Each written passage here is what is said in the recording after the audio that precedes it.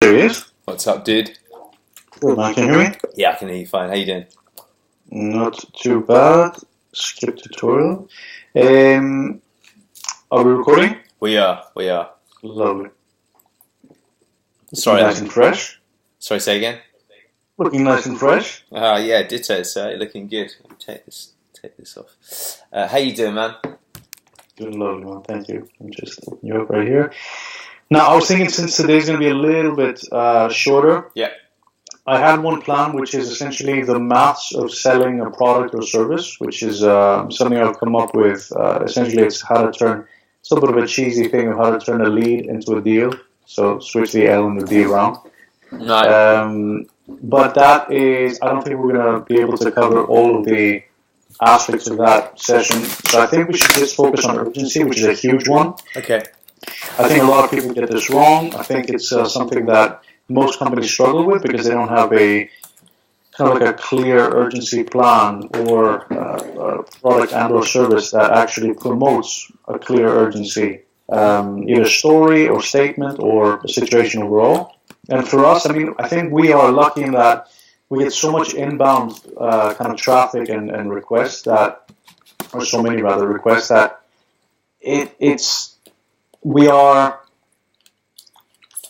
again, quite fortunate in that respect, because most companies, and again, we're doing this to kind of highlight the issues of cold calling, cold contacting, and essentially trying to sell whatever it is you want to sell to a prospect when there's no previous relationship. Now, urgency, I mean, the simplest kind of way to put it is, how do you turn either interest or initial kind of potential involvement from prospect into money? What are you doing to create a time frame which is going to promote action? That's the reality of it. Okay. And I'm going to say, and we're going to be generalizing for the most part in most of these sessions, but I'm going to say every urgency story is going to be fake. Like anything you hear, best companies, most reputable people in the world, everything's bullshit, always. That should be the rule of thumb. Okay. When you are genuinely interested in purchasing something, then it doesn't matter what the urgency story is, because you are the one who wants to purchase it, right? Yeah. And, luckily for us, we are essentially an SEO and lead gen store, if you will, right? Yeah. And people come to the store because they're interested in SEO services and lead generation services as well. Yeah. So you're coming to us, which means that if we wanted to, we could play by, we could just make up the rules, which I think would be transparent to maybe not the vast majority of our audience, but a lot of people. I think I would always pick up on urgency stories. The last vacuum cleaner or the last pair of shoes or the last whatever is always going to be fake, right?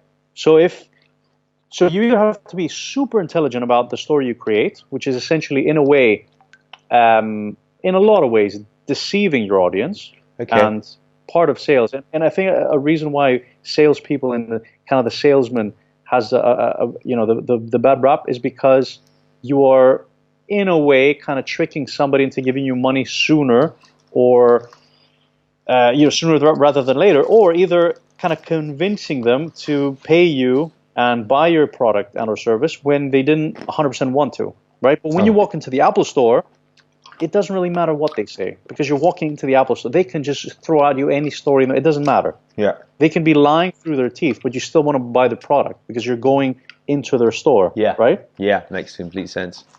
Right. So then look, if we are going to be coaching somebody on how to create an urgency story, first of all, it has to make sense. And the best way for it to make sense is if it's much like we discussed with NLP or anything else we do really, is you have to be candid.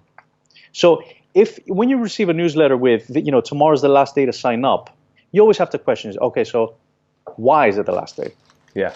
What's going to happen? Is the Mayan calendar kind of coinciding with your sales strategy? And, come Wednesday, the earth is going to explode and bye-bye vacuum cleaners?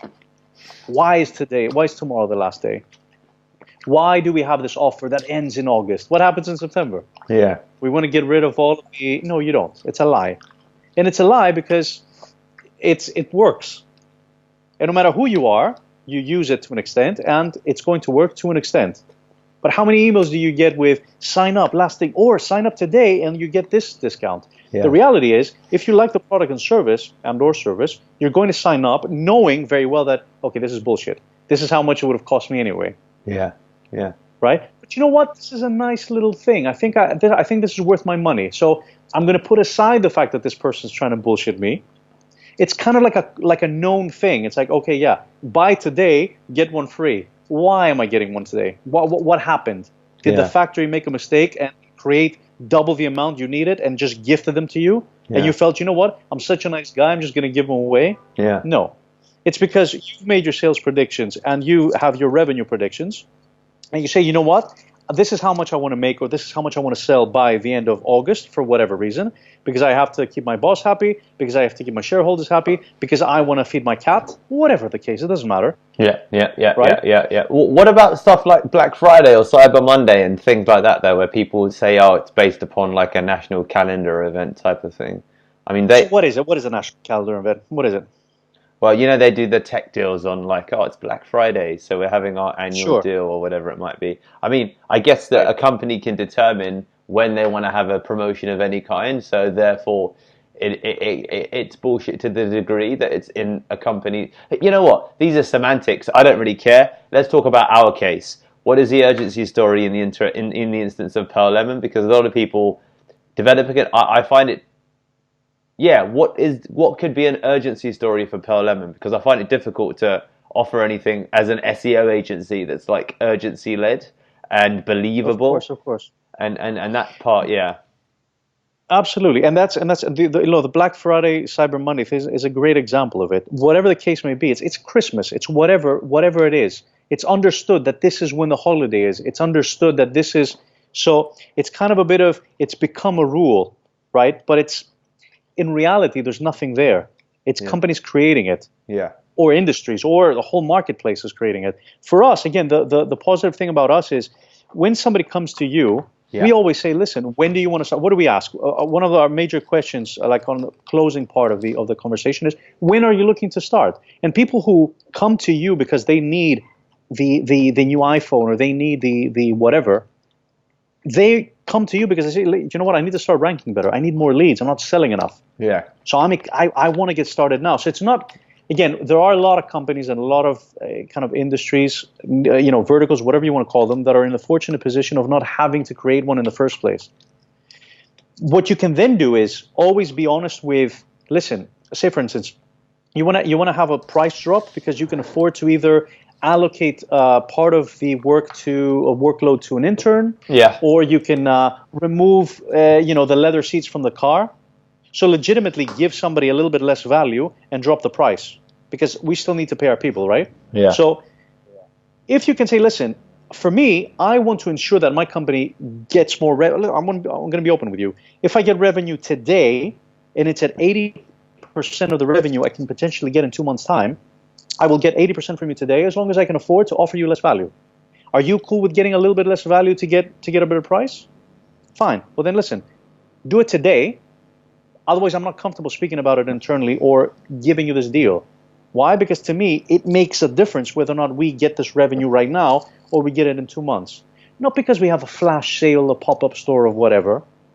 Yeah. This is the actual story is, listen, and then you're offering something in return. Now, again, for us, it's different because we always ask, when do you want to start? Well, we want to start in October. We're not going to say, well, oh, you have to start now because this and that. No. The only time we have a legitimate urgency story is the way we've structured it is when we reach out to people via LinkedIn in order to have a call, right, with a biz dev team, it's always kind of categorized by niche, right? So we go after lawyers, then we go after, whatever it is. And if it's, you cannot have 5 people doing the same thing in London that we're providing SEO services for, because the whole system is going to collapse. Yeah. And we're going to be the idiots saying, oh, we're going to rank you better than them because they're paying more. Yeah. It just won't add up. So for us, it's different because the urgency story is, listen, I don't know if it's today. You don't have to give me an answer today. You don't have to give me an answer next week. But we are speaking to this area right now. And the moment we start working with somebody, we're then going to take it off the market. You won't have to know about it. We're not going to send a flashy email of, oh, we're speaking to this person tomorrow, so this is your last chance. But reality is there is an underlying kind of subtle urgency of, we started working with this law firm in wherever, then for us to work with another one, like a neighboring, like a competitor, how's it going to work? Yeah, yeah. Right? Now, for our purposes of essentially selling and could you also add that in terms of pricing? So the urgency story would be, so you're Mr. Prospect, and you say, Deepak, this sounds good. Let's look at moving this forward in October, and we're August now, and I'll say, Ian, we can listen. October sounds fantastic. I can't promise you that our books for your particular business will be open in October, only because outside of this phone call, I at the moment have got another 3 booked this week with other law firms that are based in London. We place a cap on the amount of businesses that we work with in any industry. So we totally might have the ability to work with you guys in October, but there's also an outside chance that we won't, because we cap out beyond a certain level when we're looking at the same niche. So if that influences when you decide to start, I think it's important that you should know. I don't think I phrased that very well, is the first thing. So let's talk about that first. How would I deliver an urgency story like that? Because I need to think about how to phrase it. I don't think that was very elegant, or just sounded a bit too shit, basically. Well, it didn't. It sounded just fine. I mean, I at least got you. But again, the let's call it the equation is always the same, right? You have the prospect wanting to work with you or potentially pay you, start working with you in October or December, whenever it is, for whatever reason. And then there's how much you can afford to give them, right? Yeah. If you have 1 million leads coming in a day, you don't care. That's the reality. You're not going to sit and say, oh, no, we need to work together. No. But let's say, for the argument's sake, somebody's coming to us for per limit sales, and they say, okay, listen, this happens to me a lot. How do I get October to tomorrow? Well, then, our story, which happens to be true because we cannot, for our integrity, for our review's sake, for our delivery's sake, we cannot work with 50 lawyers at a time. We just can't. Yeah. Right? Yeah. Or we won't. We refuse to, whatever the case. So for us, it's, our window isn't too big. And it's exactly what you said. It's like, look, I'm happy to speak to you whenever you're ready.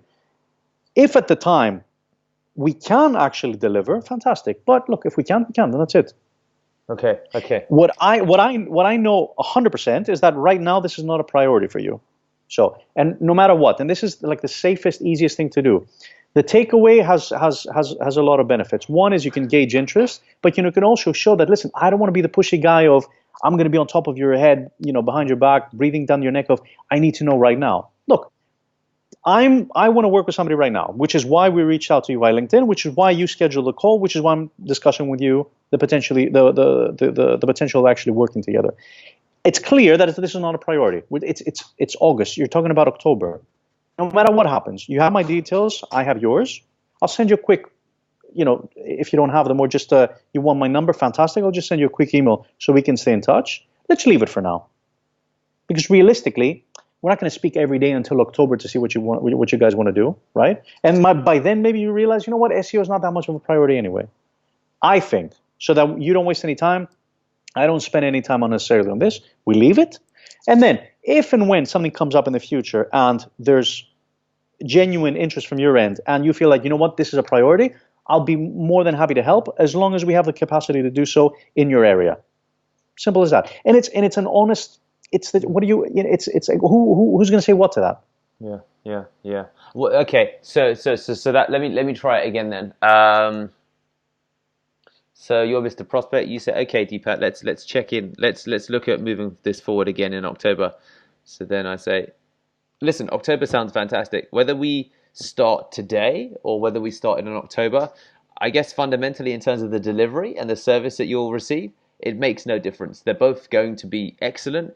The one factor for us to consider is that I've got a couple more phone calls with other law firms this week. We're actively engaging in outreach and talking to different law firms. And the truth is, as you can imagine from my perspective, for integrity, also for non-competes and NDAs, I can't work with 10 law firms within the same niche within London. I can work with, of course, a divorce law firm and then a personal injury law firm concurrently, and there's no problem with that whatsoever. But where the problem comes in is with you guys that work on commercial law. We've got a cap because of the nature of the business, and those other two calls I've got are with commercial law firms because it's an area that we're targeting. So I know that we're here because you've been interested, you've seen the proposal, and we're both happy, and I want to work with you guys. I just don't know whether in October it could be a yes from our side. So on the basis of that, I would love, if it makes sense for you, for us to move forward today. And if it doesn't, then it's not a problem at all. All I'm saying, I guess, is that it may be the case that in October, that when time passes, it might not be a fit for both of us because of those things that are going on right now in our business, and we may already have our books full. That's the reality of what's happening for us internally now. And I just wanted to share that with you because I felt it important that we don't miss the opportunity that's in front of us in light of the opportunity that, to be honest with you, from our side anyway, might disappear by October. I think that's a very fair statement. And then the follow-up there is, Deepak, okay, and I completely get the fact that at the end of the day, look, clearly you've read something good about us. You wanted to have this appointment. We're speaking on the phone right now. So all this is positive. So no matter what happens, this has been a great conversation. If it has been, if it's been a shit one, then you don't have to say that, of course. But usually we have cool conversations with people, regardless of whether we end up working together or not. You ask, realistically, Deepak, between now and October, what will have changed? So then if I'm Mr. Prospect, I'll say, okay, well, I've got to get sign up from our board of directors, and we're an international team, so there's not just one department, and I am happy in principle, but getting all of the relevant people involved does take time. And that's fair enough. So because what I want to see is, and I'm sure you can appreciate, you'd probably want to do the same from your end if you were speaking to me about your services, is you are clearly going to be highly involved in this, right? You're probably going to be the showrunner. Do you want to do this? Yeah, I'm happy. I'm comfortable about moving forward. Fantastic. Well, then, as long as you understand the fact that legitimately, for the reason I explained regarding niche, regarding areas, the number of different companies we can work with in a certain category, as long as you're cool with that, that's all. If anything else, of course, I'd love to work with you today. That means we have another happy customer 3 months down the line, because realistically, that's how much it's going to take us to deliver really cool results for you. I get revenue for the company. Everybody's happy. So of course I would love to work with you today, but there's no vacuum cleaner. It's not the last pair of shoes. All I'm saying is, as long as you're cool with the risk of not being able to work with us in October, that is absolutely fine then. And what you're saying there is, listen, the good thing with us, the way we've set it up is this kind of writes itself. Because what are LinkedIn called? The appointment setters we have. Yeah. What do? They go niche by niche by niche by niche. Yeah. Right? And this is by design on purpose, because then you create your own. Yeah. I want your revenue right now because I'm a greedy fucker. Because you're not. It's, I want to work with as many different niches and as many different geographies as possible because I want to take over the world. That's the truth. Yeah. And I'm gonna do it one happy customer at a time. If you're gonna,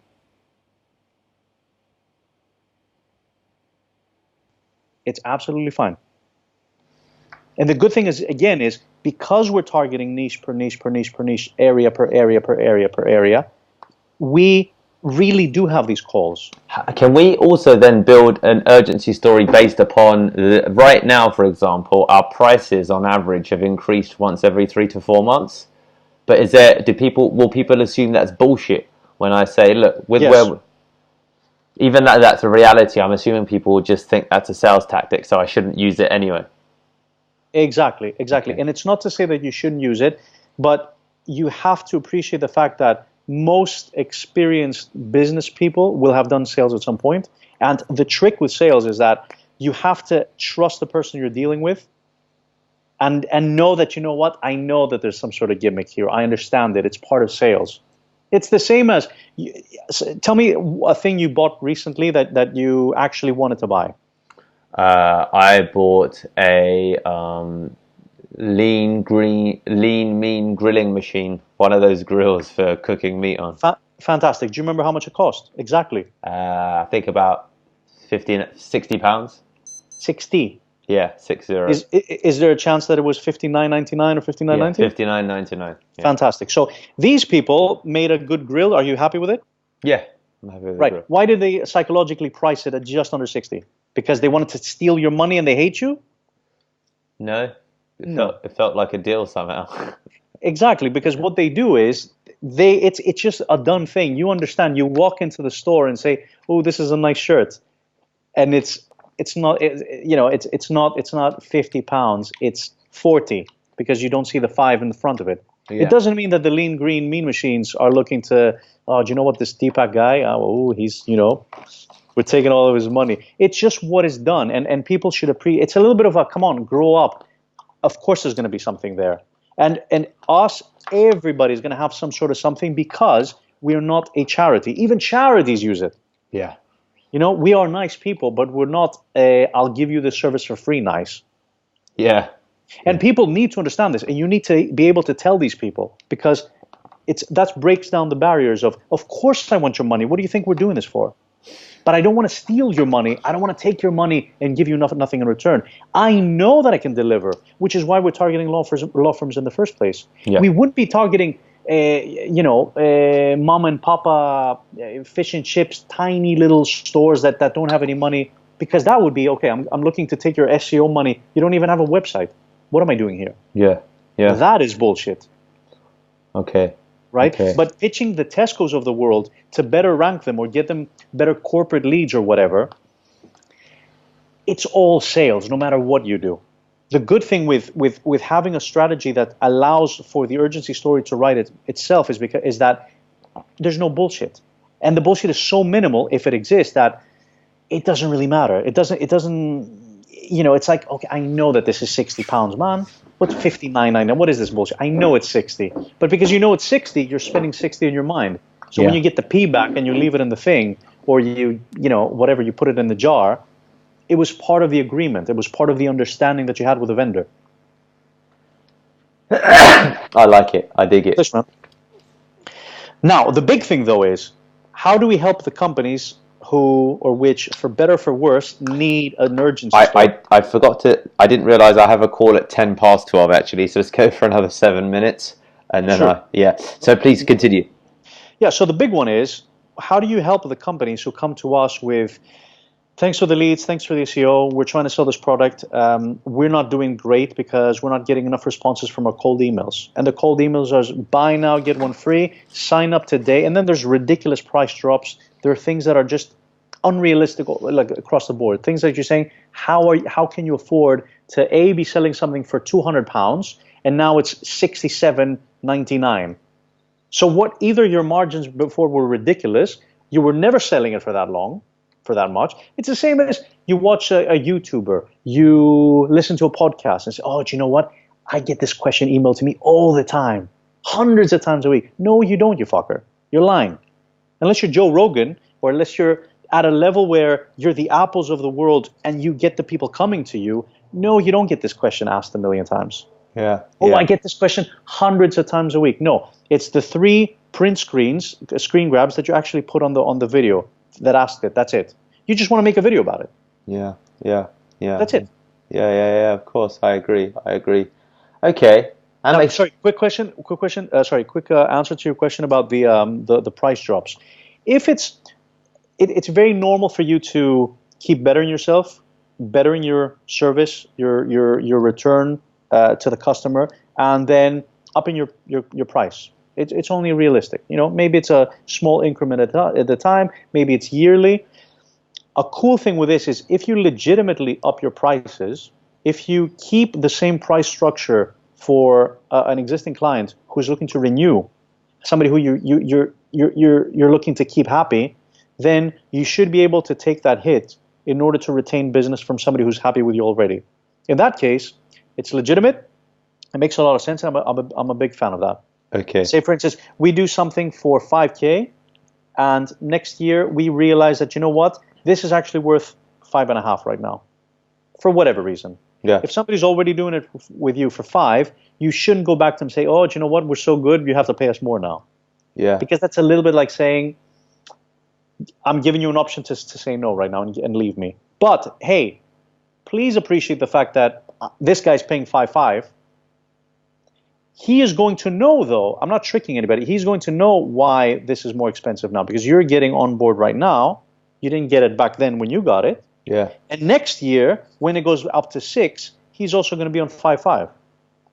Okay. Okay. So in that respect, I think yes. And there's still going to be, you could be lying anyway. Yeah. And there's still going to be tons of people who are not going to believe you.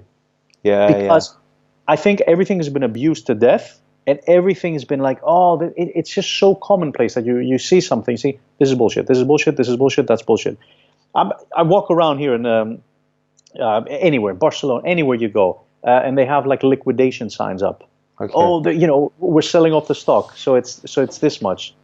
You know what? Last day of liquidation. Why is the last day of liquidation today? I've seen a store. I used to. Where was it? What was it? It was like a. I don't remember. It's like a household.